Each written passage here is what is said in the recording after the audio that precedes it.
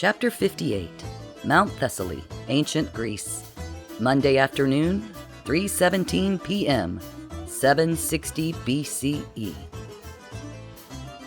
A changeling, a raspy voice cried in ancient Greek, waking Bill from his slumber, the warm, fetid breath of the voice's owner hot in his face, cackling, "I knew it! There were signs!" Bill stirred, opening his eyes to stare into the crinkled face of Spiros, an ancient stable boy nervously patting his dirty toga as he peered around the barren mountainside, then back at the changeling lying where he'd materialized from thin air moments earlier, in a golf shirt, khakis, and loafers, speaking gibberish, an obvious gift from the gods. Insensible from the blow to his head, startled and farting, Bill touched his chest and introduced himself, though was otherwise unable to communicate, suffering from the amnesia-inducing effects of a serious concussion. "I am Bill," Spiros repeated in English, pointing to his own chest before helping Bill to a sitting position, untying his hands as he rattled off a string of orders to the goat herder and a second serf, both staring in mystical wonder at the god's gift of a pale, middle-aged American man. "I am Bill," Bill insisted, pointing to himself, shaking his head in confusion when Spiros asked more questions in Greek. Based on where he appeared and how, the distant roll of thunder heard upon his mysterious arrival, the sacred sparrows circling in the distance, all completely coincidental, his nonsense language and ridiculous foreign clothing, Spiros determined Bill to be a son of Hermes, the god of travel. This explanation was easily accepted as fact by the others and those they passed returning home with their gift. From his bed of bracken on the northwest side of Mount Thessaly, Bill was transported to the nearest acropolis, a tranquil, mid-sized village on the Aegean Sea named after its mountain. Here Bill was presented to Spiros's mistress, Helena, the fuller's wife. The fuller being the richest and most powerful man in the area, purveyor of almost all quality urine services in the land. Bill, babbling and confused, was deemed mad, with the understanding madness oftentimes came with being the child of a god. The fulleress, a practical and conniving woman, did not believe Spiros's tale of witnessing a sleeping changeling from the gods materialize spontaneously upon the mountainside, but assumed Spiros was drunk again and seized upon the opportunity to acquire a new serf, kindly taking the dum-dum in. Attributing his comparative hairlessness to youthful vigor, Bill was put to work in the foolery, stomping linens and togas for cleaning. This stomping took place in a shallow tub full of said quality urine, and though Bill had only been at it a number of days, he seemed to be a natural, pleasing his new mistress, the details of his previous life still quite hazy. If nothing else, his feet were softer than they'd been in years, and he instinctively thrived on praise of any kind. Bill, son of Hermes, labored and slept, oblivious to the politics of ancient Greece swirling about him until he met Prince Ampelius's cherished new linguist. The prince, one of 7 regional princes and second son of the Greek king's sister, was en route to Calydon, dropping by the fuller's piazza to continue his courtship of the fuller's daughter, Hypatia, an awkward-looking girl of about 13 who had enchanted the prince with her family's great fortune. "Make way for the prince!" the courier shouted as the prince's entourage wheeled into the plaza on a fleet of shining chariots. The fuller's serfs rushed from their positions to line the courtyard. As greetings were made, Bill caught the eye of a tall, pale man standing solicitously behind the pompous, pomaded prince, and the minute their hazel eyes met, Bill's memory returned in a brutal flash. Good God! He'd been stranded in Greece, alone, for weeks! And yet, somehow, here was Jim fucking Sanders, of all people. And just as he was deflated by the realization of his predicament, Bill was cheered by the memory that where there was a Sanders, there was invariably a clock. And where there was a clock, there was a way home. "Jim!" Bill cried, motioning wildly for Jim's attention, though his fellow serfs urged him to stay silent. "That's Apollo to you," Jim whispered furtively, gliding past Bill before turning back to hiss over his shoulder. "And don't mess with my gig here, Bill. Be cool. We'll chat later." Bill waited until the household was completely still and the moon high before sliding from his center position and creeping from the shared serf pallet. Tonight, there were 12 shoved together centipede style. Lighting a copper brazier, Bill snaked his way through the cavernous halls of the villa, across the courtyard and into the royal guest quarters, where he found Jim snug as a bug in a sleeping carpet outside the prince's door with the rest of the prince's retinue. "Get up," Bill whispered in Jim's ear, thumping him on the forehead to wake him, then covering Jim's mouth as he opened it in protest, threatening, "Or I'll scream for your beloved prince." Jim threw the sleeping carpet from his shoulder, rolling to his feet to follow Bill to the courtyard, wrinkling his nose. "Why do you smell like urine? What the fuck are you doing here?" Bill suppressed his urge to hug Jim. Jim pressed his lips together, shrugging. "My guess is the same as you. A tiny clockmaker named Luca? How did he get you?" Bill touched the back of his head. "I was following. That's not important. How did you... Why?" "I was looking for you, you numbnut." Jim lied smoothly about his visit to the clockmaker. "Why else would one go to post-revolutionary Philadelphia? He caught me snooping and bingo bango." "But is that where I was?" Bill protested, trying to piece together a scenario in which Jim would have been helping him again. Which Jim was this? "But boy, am I glad I found you, Bill," Jim announced. "It'll take both of us to escape from here, I'm afraid." "You mean you're stranded too?" "We're stuck all right, Bill. He used his personal clock to send us one way. There's no getting back from that." Jim stroked his chin. "No, we'll need to locate an entirely new clock to escape from here." Bill thought for a moment. "I don't think I've even seen a clock now that you say it. Not even a normal one." "Of course not, dummy," Jim snipped.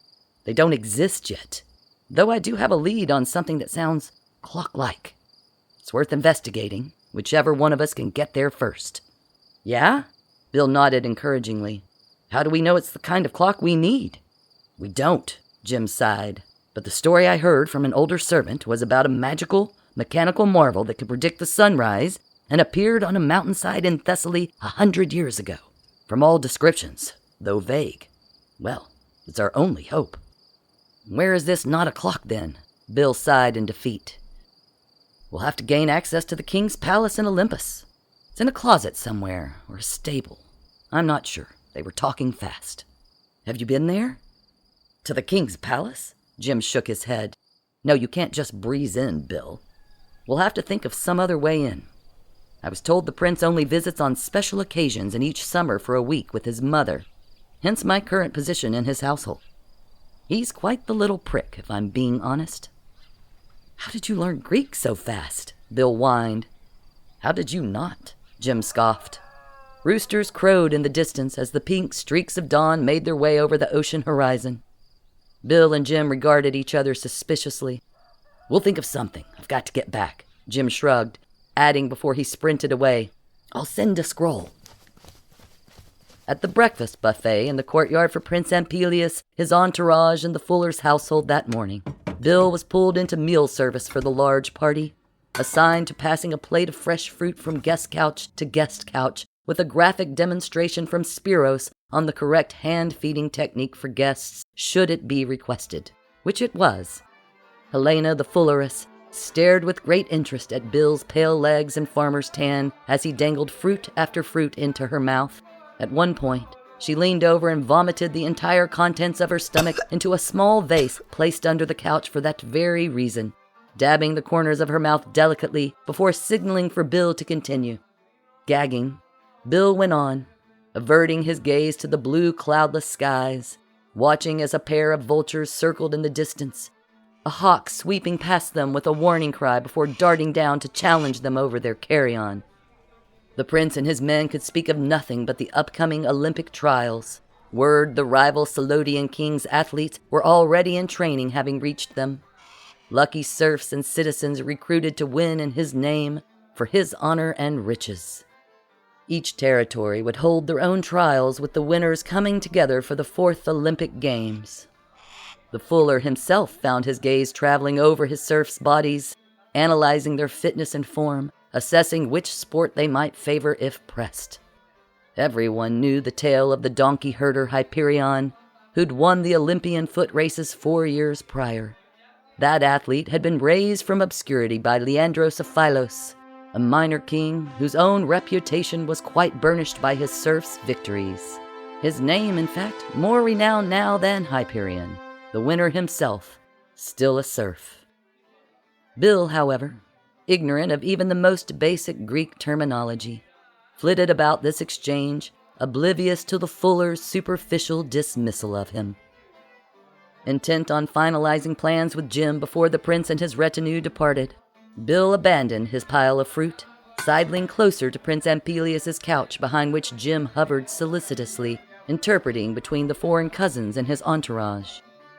Armed guards blocked Bill from moving closer, so he reclaimed his fruit tray, offering it up to gain entry to the terrace. The prince lounged upon one bedazzled couch, flirting with the besotted Hypatia, who stroked her gift from him, a golden bracelet in the likeness of a serpent, its sapphire eyes and ruby tongue winking in the sun. Approaching with his tray of grapes, olives, and pomegranates, Bill was waved forward by the prince, whose eyes were on Hypatia. The young woman held the gift up for her mother's approval.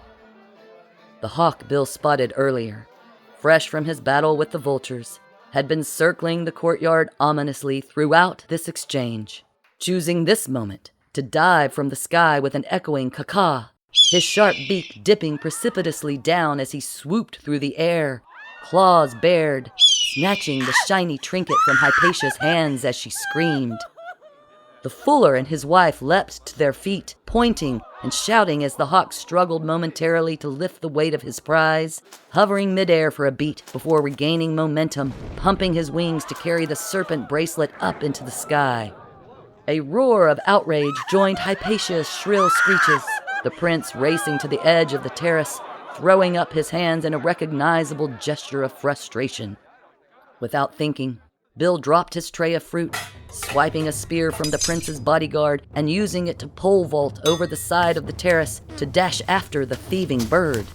Hoisting the spear to his shoulder as he ran, Bill tracked the hawk's path, cheers for Hermes reaching his ears. Bill exhaled. Closing one eye as he took aim at the hawk, his hand tightening on the shaft of the spear. The other serfs, the fuller, the fulleress, and her daughter, Prince Ampelius and his entourage shouted at Bill to stop, though regrettably, they shouted in Greek. Some yelled out a reminder of the sacredness of birds of prey to their religion, that the hawk was a messenger from the gods. "Bill, no!" Jim yelled over the jeers, hurtling over the wall of the courtyard, the pomegranate he'd been peeling for the prince still in his hand. "Don't do it!" Only Jim's voice, crying out in perfect English, cut through the cacophony just as Bill released his grasp on the spear, the blade glinting in the sunlight as it traveled on a trajectory straight for the sacred hawk's heart. Jim slid to a stop, his eyes locked on the hawk, taking 2 long strides, then circling with his throwing hand extended, lifting the fruit to his shoulder before skillfully shot-putting the pomegranate up, clipping the tail end of Bill's spear a millisecond before it reached the hawk, shearing several tail feathers from it, which in turn unbalanced the bird, who with an angry squawk dropped the golden bracelet from its beak to plunge to the sand below. Bill jogged to retrieve the bracelet, holding it up for the ecstatic audience lining the terrace. "Bill!" Jim bent at the waist to catch his breath, explaining, "The hawk is a sacred animal here. Important. Jesus. To think if your aim was better or mine was worse." "I got it, didn't I?" Bill groused as they headed back to their posts. "Your Highness," the fulleress bowed to Prince Ampelius, "I beg your forgiveness. I'll have my serf put to death immediately. I'm afraid he's a changeling and new to our household." Prince Ampelius was not annoyed, and he did not wish for the changeling's death. Having witnessed Bill's speed as he ran, the grace of his pole vault, his skill with the spear, not to mention the physical dexterity and shot-put prowess of his linguist, he just wanted the changeling for his own. He had big plans for both of them, Olympic-sized plans.